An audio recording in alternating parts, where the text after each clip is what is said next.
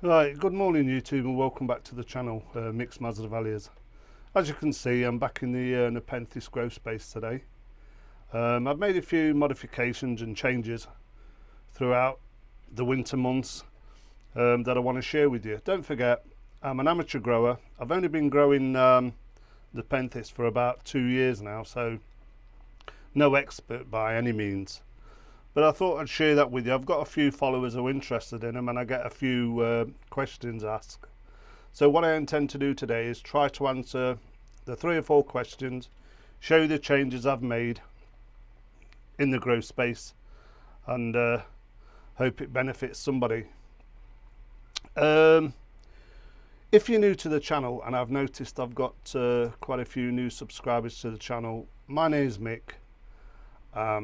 My channel name is Mixed Mazda Values. I live in Nottingham in the United Kingdom. I've got 3 greenhouses. The first greenhouse is where I keep all my Mazda Value orchids, Dracula orchids, bulbophyllums and cool growing orchids. My second greenhouse is where I keep all my, I call it the temperate greenhouse. I keep all my Venus flytraps, Diona muscipula, all my Sarracenias, all my Drosera, and all the temperate carnivorous plants you can think of are in there. In here, I call this my Nepenthes grow space. This is something that I knocked up, I think I've said 2 years ago, and this is where I keep all my Nepenthes in here. I haven't got a lot, I've only got a few, but the ones that I've got are coming on, so I'll share that with you.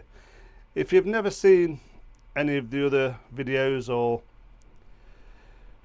my channel, I'm about to show you the intro. On the intro you'll actually see the Mazda Value house, the temperate greenhouse, and in here. So before we start, thanks for watching, welcome to the channel, and I'll see you in a minute. Bye for now.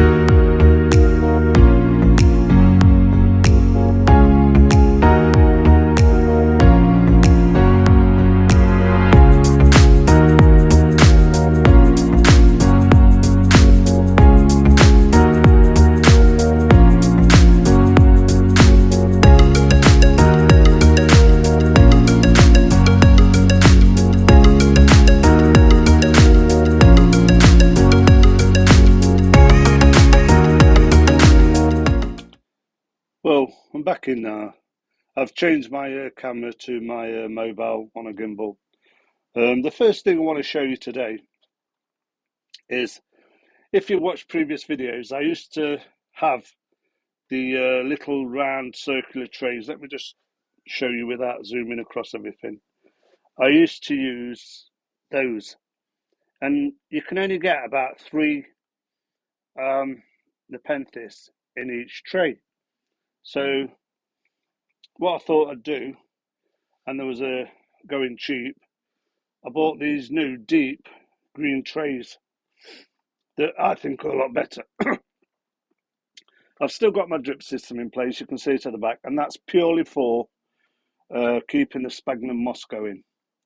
I find them a lot better to put them in.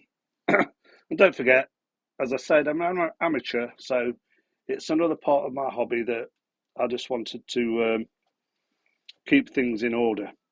If you've watched any of my previous videos, if you've watched my video on how I grow sphagnum, you'll know that's my sphagnum now. Look, there's trays and trays of it. I don't know if I can get this off, I'll have a look. But for the winter, it's going. You can see some, I took some Rosanna in there, pygmy sundews in that sphagnum. I'll just keep it going during the winter. There's more there. A lot of it depends on the light now. It'll come back to life a lot now. It's we're getting some sunshine in here. But even if you look at some of my newer plants, I just pick off a bit of this sphagnum growing in this pot. I just pick a few heads off and I pop them in. And believe it or not, it takes. So that's how I top dress most of my Nepenthes. Right, the second thing I've changed in here, if you can remember, is I'll move around again without trying to make you seasick. The same as my Mazda Value House, I've changed my water butt to my hydrofogger. I had a small 20-litre butt in here, it came to about here. This is 120 litres. I fill that with RO water and it lasts a lot longer than the 20-litre one. I've also spent a bit of time cleaning this. I mean, I've only had this one 2 years. They're quite expensive, these are, to buy. And they soon build up with algae. So it's important that you really spend the time to give it a good clean. I do it annually. I've done the one in the Mazzy house as well. Keep these on top. Keep on top of these. Keep them clean, because at the end of the day, they're about 400 quid. And if that packs up, then I definitely have a problem keeping humidity going in here. Well, I'm not going to go through all the plants. I wanted to show you the things I've changed, what I've done. These here in bags, these are just basil cuttings that I took off some of my plants. Whether I'm doing it right or wrong, I've potted them, I've put them in zip bags just to give them a bit more humidity until I know they strike and they take better. Down here, I've got some stem cuttings. I took quite a few stem cuttings off the ones that's vined because it was getting a few too many in here. But I wanted to keep as many as I can. And I think when you get Nepenthes, like Mazda Values, once you start, you can't stop. You just keep going out and getting more and getting more. And I love them now. I mean, as a beginner, I'm not going to tell all tips and that because I don't know any tips. I let the experts who watch my channel put in the comments and let me know where I'm going wrong or what I can do to improve my growing space. I've had a few hits during the winter. The temperature in here really went down to 8 degrees for 2 nights. Them really cold nights we had. I don't know if it was a thermostat packed up or the heater itself, but I had a few problems and I lost a couple. Here's one of them. I'll just try and show you. I'll get in there. Look, Nepenthes Pacificus. You can see the brown leaf there. The grow tip has died back. I'm hoping because it's still green, it might come back. I don't know. It might push out a basil, or it might shoot another leaf out. But I'm not chucking it away yet because I want to see if it develops into another plant. I really don't like chucking them away. And as a beginner, I think we all make certain mistakes that we want to keep. Now, here's one that has took a hit and it has popped its clogs. That is my Chaniana. And I can tell you that didn't like the cold one bit. And that is more or less brown bread all around. Look, there's no green on it whatsoever. So I think that's for the bin, for the compost bin. But everything else is looking all right. I'll go through the plants on another video with you, but I wanted to share them few things like these new trays, how I've changed the water butt, how I've put the drip feeder back in to keep the moss. Now, I'll put all the moss on the bottom again. I know I've done it before in a video. I know people are going to say, oh, you don't want to be standing your Nepenthes in the water, but if I show you, I use caps. I used to use milk bottle tops, but now I use caps, and that just keeps the pot out of any water in here. And as you can see, everything's not looking too bad. You know, it's not looking too bad. I've got a few that's starting to vine now. Yeah, it's looking all right. And I think that's the modifications I made. One of the biggest problems is I made, I didn't take off my shade netting this winter off here. I left the shade netting on. Now that's a big mistake of mine. And I'm even considering next year putting some lights in to give these more light during the winter. But now we've started getting a bit of daylight and a bit of light. Look at some of the leaf jumps on these. On these, you know, the leaf jumps are amazing. They're all putting out new tendrils. The growing points are doing fine. It's looking okay in here. So let's get back to some of the questions that people ask me. Now, don't forget, I'm a beginner. So this is what I do, probably not necessarily. People ask me, do I cut the dead pictures off as soon as they're dead? Right.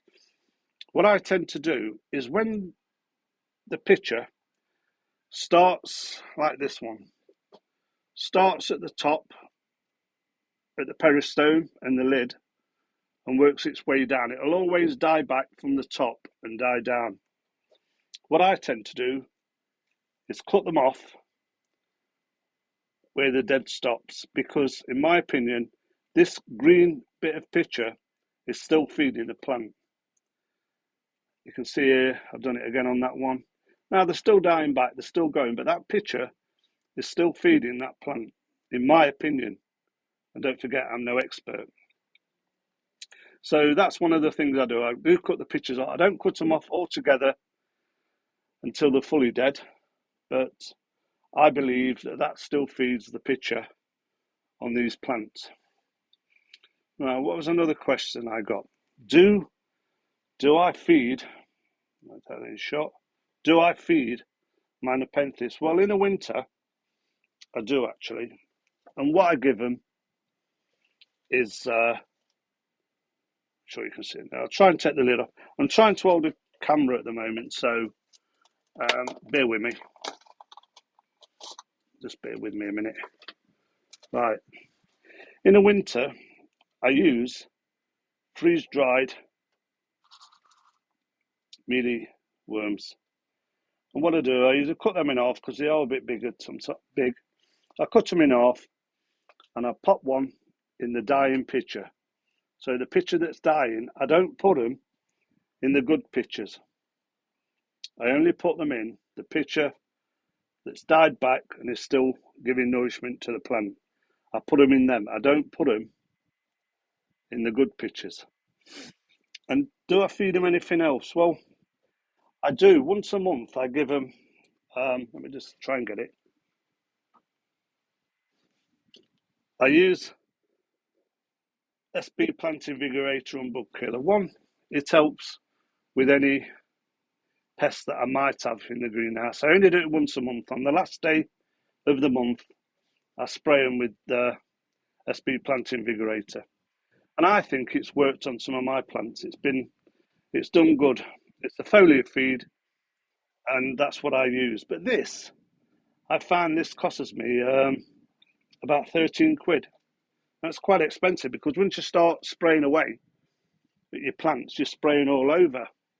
So what I bought is the SB Plant Invigorator. I forgot what you call it now. It makes concentrate. It makes 50 litres. It says it in the top corner there. So this works out at about another £4 or £5 on top of that. So for me, that's all I use as a foliar feed and a bit of a bug preventative. And I do feed mealyworms in the dead pitchers during the winter months. Somebody else asked me about my mix, what I'm using for my Nepenthes. Well, this is what I use, but there's not enough here to do any plants. I've been recently potting on. I use long fibre sphagnum moss, perlite, and pine fern bark. It's got good drainage. I mean, you can squeeze that and it'll still. So it's got good aeration going to the roots of the plant, and I find it works perfectly. But there again, I'm only a newbie. I'm only a beginner. you'll probably tell me different. If you use anything different, tell me in the comments. Let me know what you use. But I'm not saying to anybody use this mix. I'm just saying this is the mix that I find is beneficial to me and makes my life easier in this growth. As for the temperatures during winter, I've tried to keep it at about 12 degrees C. Sometimes it's been down at 11, but 12 degrees C. Apart from them 2 nights when we had a really bad frost outside and something went wrong. But yeah, these have all managed on that. And I'm just looking at some of these plants. And I mean, the leaf jump, whether that's because we're coming into spring or that's because I've been giving them SB Plant Invigorator once a month, I don't know. But the plants are looking healthy, and that's what matters. Anything you grow, you want it to be healthy. And it's the same with my Masdevallias. I try to keep everything healthy and looking good. But we'll go through all the plants next time. I just like looking at those little cephs. Now then, that cephalotus is took off my big plant in the corner. If I can get the camera in there, look. What I do, I pull a leaf out, make sure it's got the white stem on the bottom of the leaf. I pull it out as far down as I can. I just stick it in a pot and let them grow. Here's one I did late last year. Well, it was about August last year. I did the same to that. That was a leaf pulling, pushed it in. It's made a rosette, and now it's coming back as a young cephalotus. So I think that's the questions answered. I can't think of anything else to tell you. I don't want to drive you mad with these videos. I just want to share with you what I've done and how I'm improving. Now, if you've watched that video on my sphagnum, yours all should be like that. Yours should all be like that now. And that's how it comes and that's how it grows. And when you top dress, you can't really see in there, but that's top dressed in that sanguinea. I'll try and get the camera in a bit better. You know, we're just waiting for a bit more light now, and the sphagnum will come back to life and grow again. And now I've just started pushing bits in the newer plants just to help them get established.